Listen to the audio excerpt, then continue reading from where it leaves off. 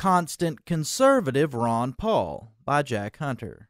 When Ron Paul ran for president in 2008, polls showed that Americans at large were worried about an increasingly bad economy, angry at Washington for bailing out Wall Street, and weary of the Iraq War. GOP primary voters found themselves defending a Republican president who was on the unpopular side of all three issues, supporting a Republican nominee who agreed with him, and having to choose from a Republican field of candidates virtually indistinguishable from their president, their nominee, and each other, except one.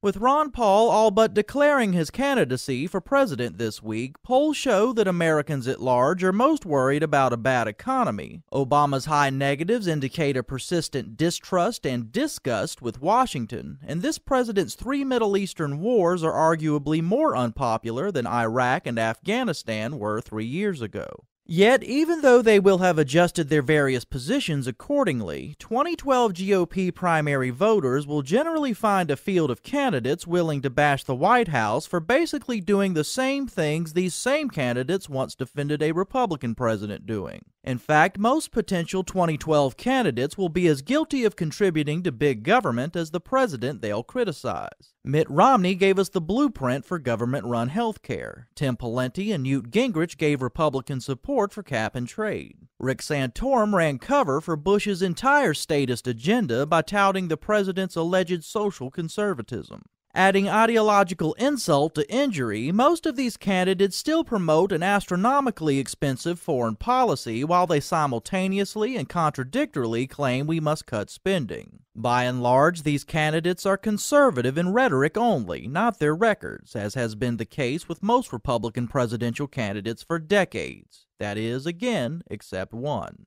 During the periods when conservatives find themselves not defending big government Republicans and instead choose to stress the need for limited government and constitutional fidelity, they echo the sentiments of Ron Paul. The difference is Paul never changes his sentiment. When conservatives are not defending big government Republicans and instead choose to talk about the need to eliminate debt and deficits, they are repeating the philosophy of Ron Paul. The difference is Paul never changes his philosophy.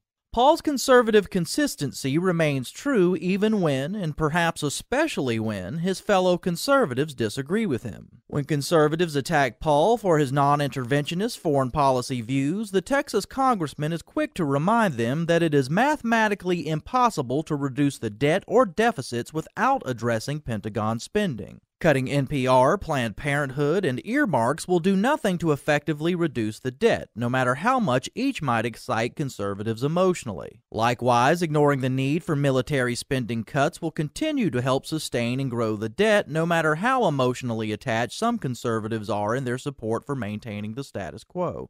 Obsessing over Obama's birth certificate might be fun for some conservatives, but it only distracts from the U.S. economy's impending death certificate, says Paul. Excitement over a reality TV star with a bad comb-over may hold conservatives' attention for the moment. Another moment wasted, says Paul, by not addressing the stark reality that is our collapsing dollar and economy. Many conservatives draw a battle line between Republicans and Democrats. Paul draws his line between those who support limited government and those in both parties who consider it unlimited.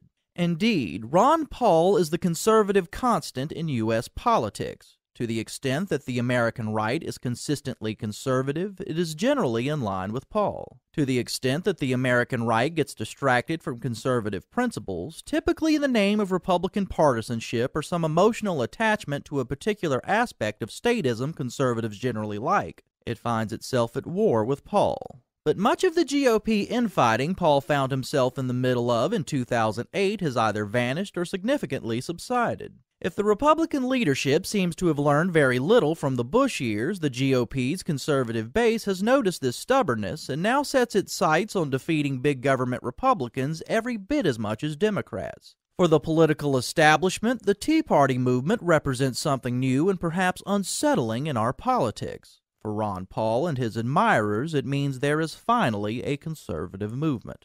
With an overarching concern for limiting government and eliminating the debt, the now widespread conservative condemnations of Keynesian economics and attacks on Ben Bernanke and the Federal Reserve would have been unthinkable in 2008. Today, more Americans than ever seem willing to accept substantive entitlement reform and even oppose raising the debt ceiling, reflecting popular sentiments noticeably more radical than anything that could have been conceivable just a few years ago. Not all conservatives are in agreement with Paul's foreign policy views, but they are significantly more open to them, especially within the context of criticizing a Democratic president's seemingly foolish interventions and the absurdity of borrowing money from China to pay for them.